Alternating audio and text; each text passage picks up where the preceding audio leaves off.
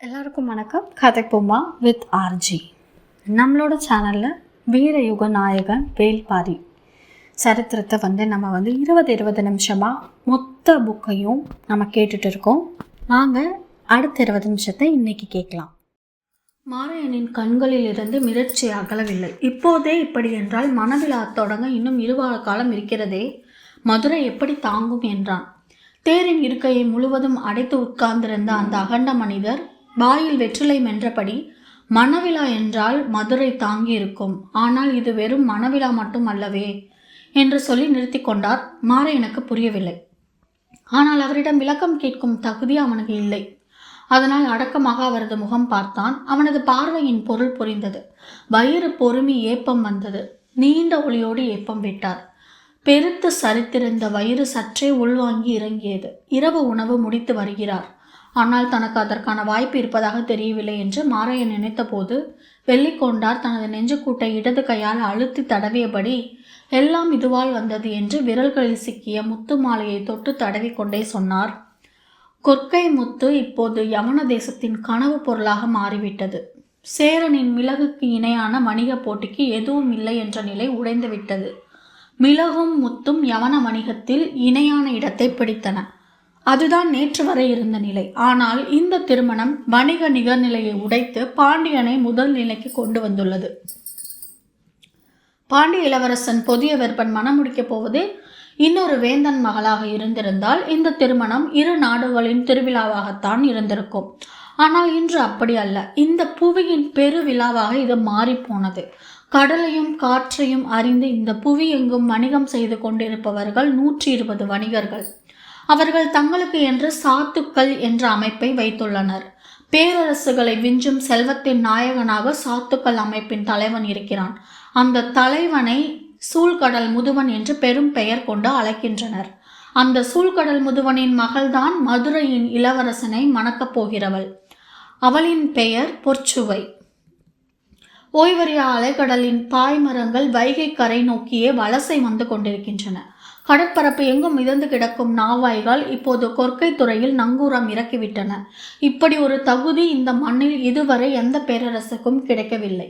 இந்த திருமணம் பாண்டிய பேரரசு கடல் வணிகத்தில் முதல் நிலையை பெற்றதை பறைசாற்றும் அரசியல் நிகழ்வு. இதனால் இந்த பேரரசு காணப்போவதோ கரை புரளும் செல்வ செழிப்பு. தன் 2 மகன்களையும் கடல் புயலில் இறந்தவன் சூழ்கடல் முதுவன்.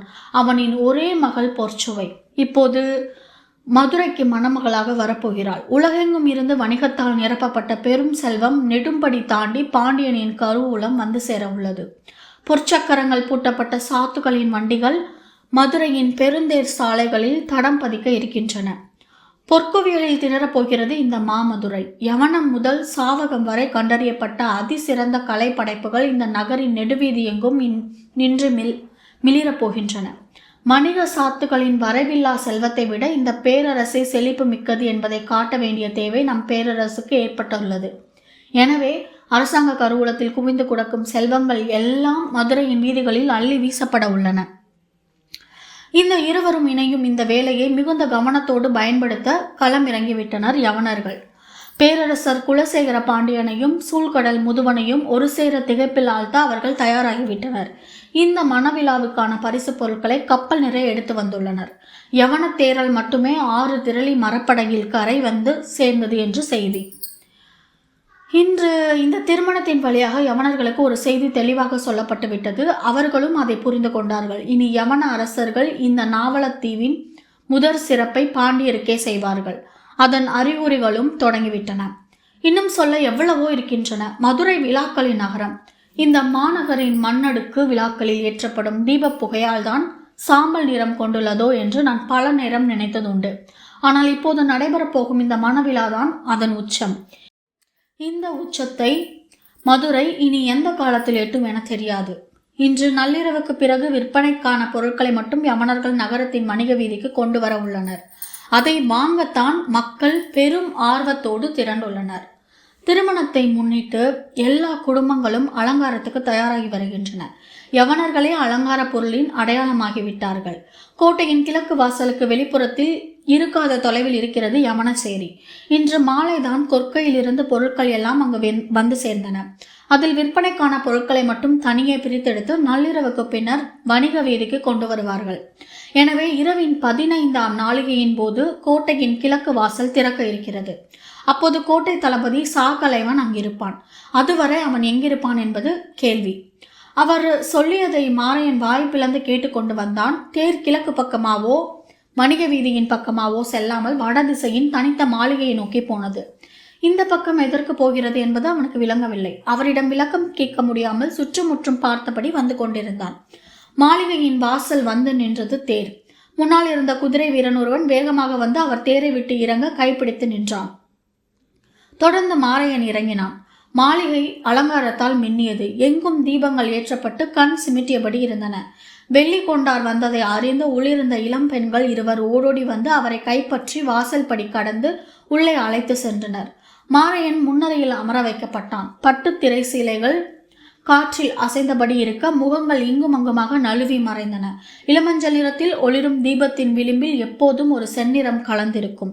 இயற்கை எந்த ஒரு அழகையும் முழுமை கொள்ள அதன் விளிம்பில் அடர்வண்ணம் பூசுகிறது.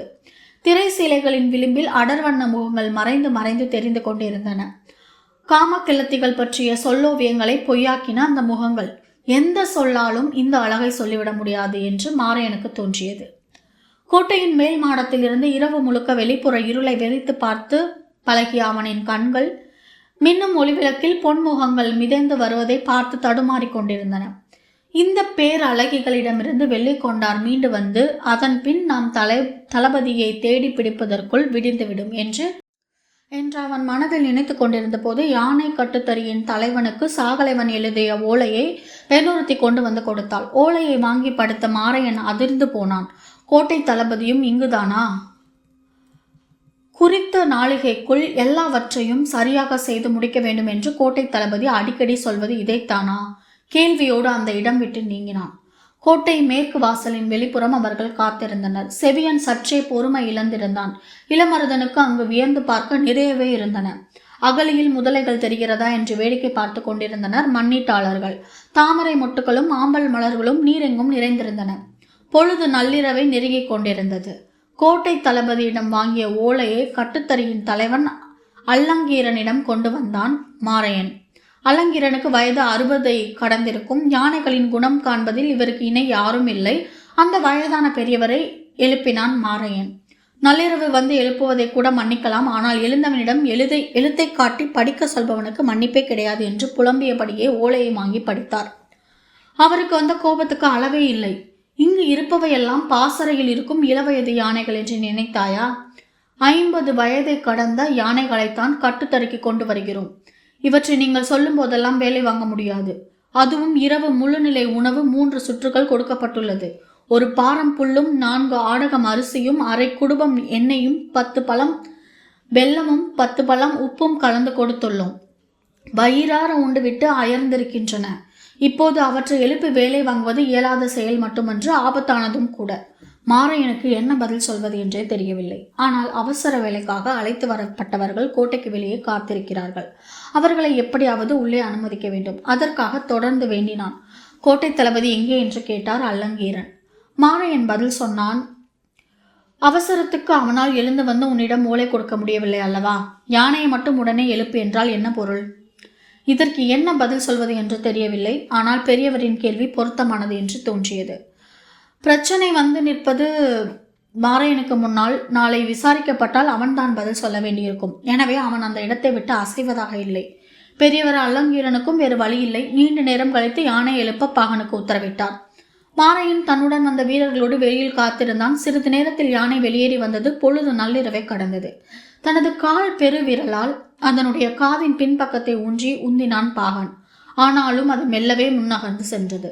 பக்கவாட்டில் குதிரையில் இருந்தபடியே பாகனை பார்த்து மாரையன் சொன்னான். இந்த வேகத்தில் நடந்தால் வாசலை அடைவதற்குள் விடிந்துவிடும், வேகமாக நடத்து. பாகன் சொன்னான். எனது தொடை நடுக்கத்தை நீ உணரமாட்டாய். யானைக்கு மிக மோசமான வயது 50. இளமைக்கும் முதுமைக்கும் நடுவில் இருப்பது. அது என்ன நினைக்கிறது என்பதை நாம் கணிக்க முடியாது. இந்த வயதுடைய யானைக்கு நிலை உணவு கொடுத்து நள்ளிரவு எழுப்புவது ஆபத்தை விலைக்கு வாங்குவதை போன்றது. இதுவரை இல்லாத செயலை இது இப்போது வெளிப்படுத்தி கொண்டிருக்கிறது. ஒழுங்காகத்தானே போய்கொண்டிருக்கிறது. இதில் என்ன சிக்கல்? எழுப்பியதிலிருந்து துய்க்கையை தந்தத்தில் சுற்றியபடியே வருவதை பார்த்தீரா? தந்தத்தில் அது கொடுக்கும் அழுத்தத்தை எனது அடித்தொடையில் உணர முடிகிறது. மாரையன் சற்றே அதிர்ந்து பார்த்தான். எனக்கு சொல்லப்பட்ட உத்தரவை நான் நிறைவேற்றிக் கொண்டிருக்கிறேன். ஆனால் எனது உத்தரவை யானை எந்த கணமும் மறுக்கலாம். மாரையன் குதிரையை வேகப்படுத்தி முன்னால் நகர்ந்தான். நள்ளிரவின் மணியோசையை நாளிகை கணக்கன் எழுப்பினான். கோட்டையின் கிழக்கு வாயிலில் முரசுகள் முழங்கத் தொடங்கின. வணிக வீதியில் மக்களின் ஆரவாரம் எங்கும் எதிரொலித்தது. யானை கோட்டையின் மேற்கு வாசல் குறுக்கட்டையை தூக்கி எடுத்தது. அப்படியே வலதுபுறம் திரும்புவதற்காக இடது பாத முனையால் இடப்பாக காதின் அடியை மெல்ல தட்டினான் பாகன். அது அசைந்து திரும்பியது. மாரையன் மகிழ்ச்சியோடு கதவை திறக்க உத்தரவிட்டான். வீரர்கள் நெடுங்கதவை இழுத்து திறந்தனர். இளமருதன் குதிரையை விட்டு இறங்கி தனது ஆளாவை பிடித்தபடி மதுரைக்குள் நுழைந்தான். வண்டிகள் 5 ஒவ்வொன்றாக நுழைந்தன. கடைசி வண்டியில் உட்கார்ந்திருப்பவர்களுக்கு இடையில் மர சட்டகத்தால் ஆன கூண்டு ஒன்று இருப்பதை பார்த்த காவல் வீரனொருவன் கேட்டான், என்ன அது? தெய்வ வாக்கு விலங்கு என்றான் ஒருவன். இன்னொருவன் தேவாக்கு விலங்கு என்றான். காவல் வீரனுக்கு அவன் சொல்வது புரியவில்லை. என்ன பெயர் சொல்லுகிறீர்கள் என்று மீண்டும் கேட்டான். தேவாங்கு என்றான் இன்னொருவன். கோட்டைக்குள் நுழைந்ததும் அவை இரண்டு பார்த்து கண்களை உருட்டின. எல்லோரும் உள்நுழைந்த உற்சாகத்தில் இருந்தனர். மாரையன் பெருமூச்சு விட்டான். பாகனுக்கு உள்நடுக்கம் பல மடங்கு அதிகமானது. குறுக்கட்டையை தூக்கிய பின் அது அமைதியாக நடந்து கொண்டே இருந்தது. அவனது கால்கள் 2 காதுகளுக்கு அடியில் அனைத்து உத்தரவுகளையும் கொடுத்துவிட்டன. அது எதையும் பொருட்படுத்தாமல் சென்று கொண்டே இருந்தது. அந்த பெரும் குறுக்கு தடி அதன் தந்தனங்களின் மேல் வாகாக உட்கார்ந்திருந்தது. துதிக்கையை வலப்புறமும் இடப்புறமும் முழுமையாக வீசி நடந்தது. பாகன் நடுங்கினான். இந்நேரம் கோட்டையின் கிழக்கு வாசலுக்குள் யமன பொருட்களை கொண்டு வந்திருப்பர் என்று எண்ணியபடியே நெடுங்கதவை மூட உத்தரவு விட்டான் மாரையன்.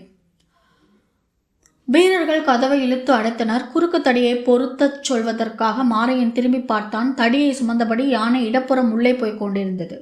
குறுந்தடியை கொண்டு கதவை மூடாமல் அதை எடுத்துக்கொண்டு ஏன் உள்ளே போகிறது என்று பதறிய மாரையன் அதை நோக்கி குதிரையில் விரைந்தான். வலப்புறம் போன வண்டியில் இருந்த தேவாங்குகள் வெளிச்சத்தை பார்க்க முடியாமல் கண் கூசி பதுங்கின. கிழக்கு வாசலின் வழியே பெரும் உற்சாகத்தோடு யவன வண்டிகள் உள்நுழைந்தன. தனது உத்தரவை மறுக்கும் யானை என்ன செய்ய போகிறது என தெரியாமல் பாகன் பதைத்துக் கொண்டிருந்த போது யானைக்கு பின்னால் இருந்து விரைந்து வந்த மாரையன் சற்றும் எதிர்பாராமல் குறுக்கிட்டான். அதிர்ந்த பாகனின் முகத்துக்கு நேரே ஓங்கிய துதிக்கை வந்து சென்றது. பாரி 23. உள்ளறை ஒன்றில் படுத்திருந்த இளமருதன் கண் விழித்த போது விடிந்து நெடுநேரமாகி இருந்தது. அவன் அழைத்து வந்த கொற்றர்களுக்கு வேலைகள் ஒதுக்கப்பட்டு அவர்கள் தங்களுக்குரிய இடத்துக்கு சென்று விட்டனர். தன்னை அழைத்து வந்த செவியன் எங்கே என தேடியபடி வெளியே வந்தான் இளமருதன். அவனின் கண்கள் வியப்பில் மூழ்கின. தாமரை மொட்டு போல அடுக்கடுக்காக குவிந்து நிற்கும் புதிய மாளிகைகள் கதிரவனின் ஒளிப்பட்டு வெண்பஞ்சு போல் ஒளிர்ந்து கொண்டிருந்தன. வியப்புற்று நின்று அவன் அருகே வந்து தோள் தொட்டான் செவியன். இந்த பகுதியில் 3 பெரும் மாளிகைகள் கட்டி எழுப்பப்பட்டுள்ளன. கட்டட வேலைகள் எல்லாம் முடிந்துவிட்டன. மர வேலைப்பாடுகளும் ஓவிய பணிகளும் தான் நடக்கின்றன. மாளிகைக்கு பின்புறம் புதிதாக உருவாக்கப்பட்டுள்ள பூந்தோட்டத்தில் ஒரு சில பணிகளும் நடைபாதை சுற்றுச்சுவர் போன்ற சிறு சிறு வேலைகளும் தான் மிச்சம் இருக்கின்றன. நாம் அழைத்து வந்த கொற்றர்களை அங்கு அனுப்பியாகிவிட்டது என்றான் செவியன்.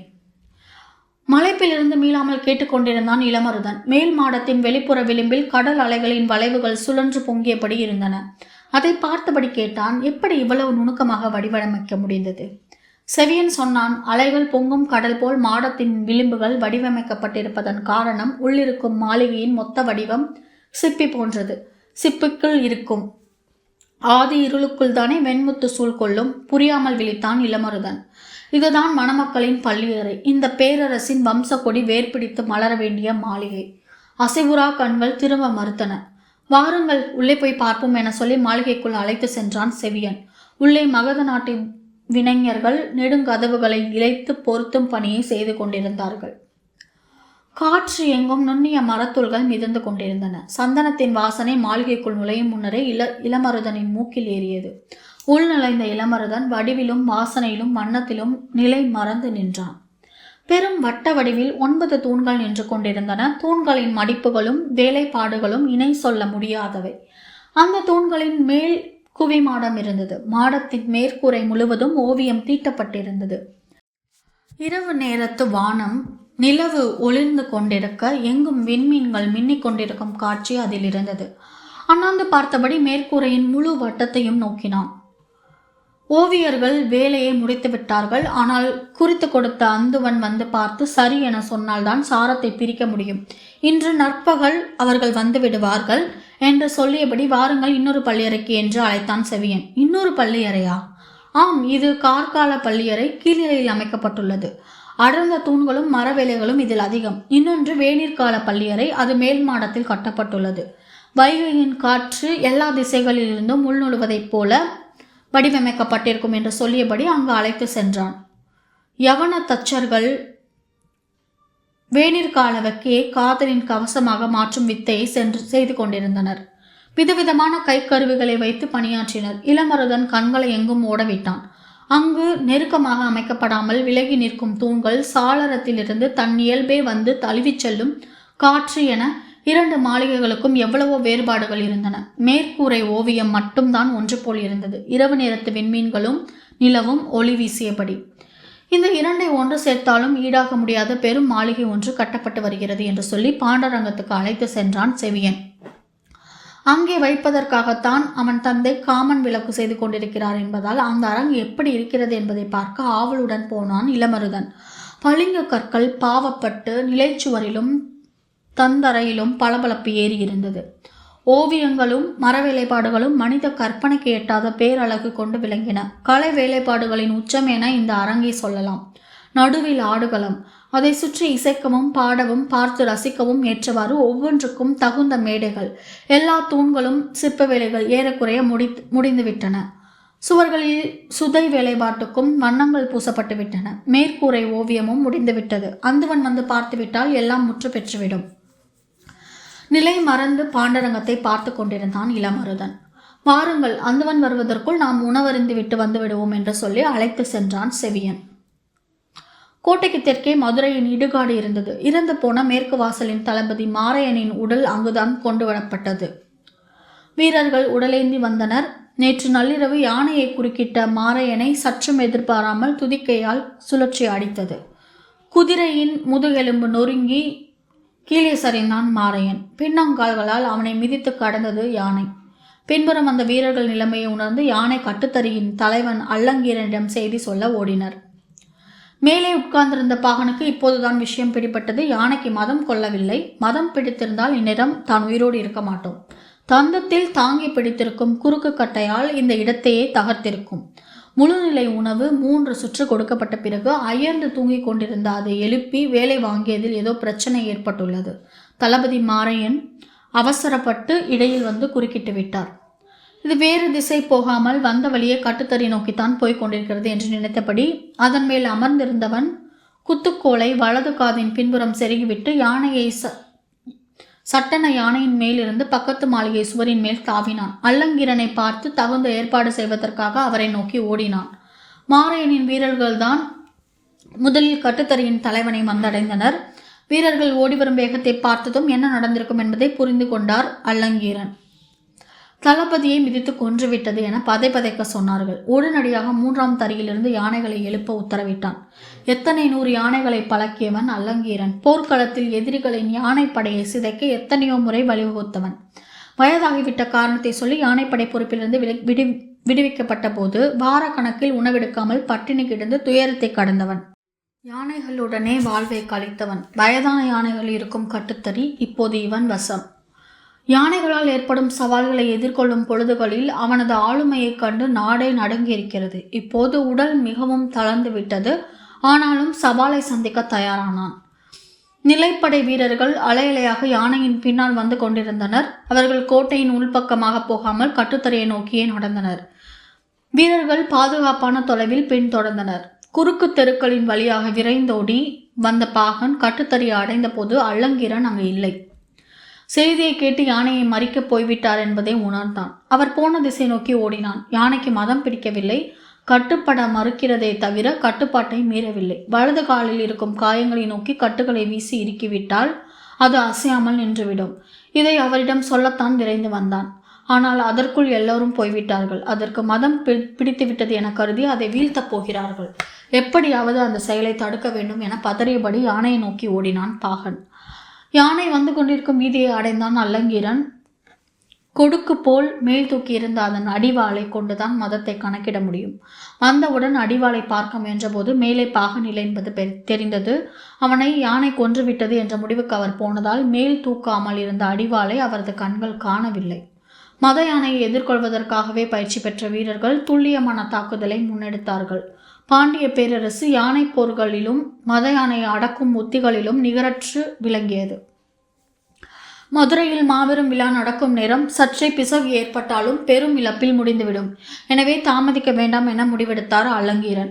அதை போக விட்டு சரியான ஒரு நார் சந்தியில் யானைகளோடு மறித்தார். ஒரே நேரத்தில் யானைகள் 4ம் பிளிரிக்கொண்டு துதிக்கையை தூக்கியபடி அதை நோக்கி முன் நகர்ந்தன. அவற்றின் தந்தங்களின் முனைகளில் பளிச்சிடும் பூண்களும் குத்தீட்டிகளும் மாட்டப்பட்டிருந்தன. அந்த அடர் இருட்டில் என்ன நடக்கிறது என்பது யாருக்கும் புரியவில்லை. பிளிரலின் பேரொளி மேல் எழுந்தபோது அது குறுந்தடியோடு மண்ணில் சரிந்தது. மற்ற நாள்களில் இது நடந்திருந்தால் இந்த பேரோசை கேட்டு மொத்த நகரமும் விழித்திருக்கும். ஆனால் விழா கொண்டாட்டத்தில் நகரம் திளைத்து கொண்டிருந்ததால் எங்கும் எதிரொலிக்கும் பேரொலிக்கு நடுவில் யானைகளின் பிள்ளைகள் கொண்டாட்டத்தின் பகுதியாக காற்றில் கரைந்தது. இதோட பரம்பு மலையின் நாயகன், இயற்கையின் நண்பன் வேள்பாரியோட நம்ம பண்ணிகிட்ருக்கிற பயணத்தை, இன்னைக்கான பயணத்தை இதோட நம்ம முடிச்சுக்கலாம். நாளைக்கு மேற்கொண்டு ஆரம்பிக்கலாம். இந்த பதிவு உங்களுக்கு பயனுள்ளதாக இருந்துச்சுன்னா கதைப்போமா வித் ஆர்ஜி சேனலை லைக் பண்ணுங்கள், ஷேர் பண்ணுங்கள், கமெண்ட் பண்ணுங்கள், கண்டிப்பாக சப்ஸ்கிரைப் பண்ணுங்கள். தேங்க்யூ.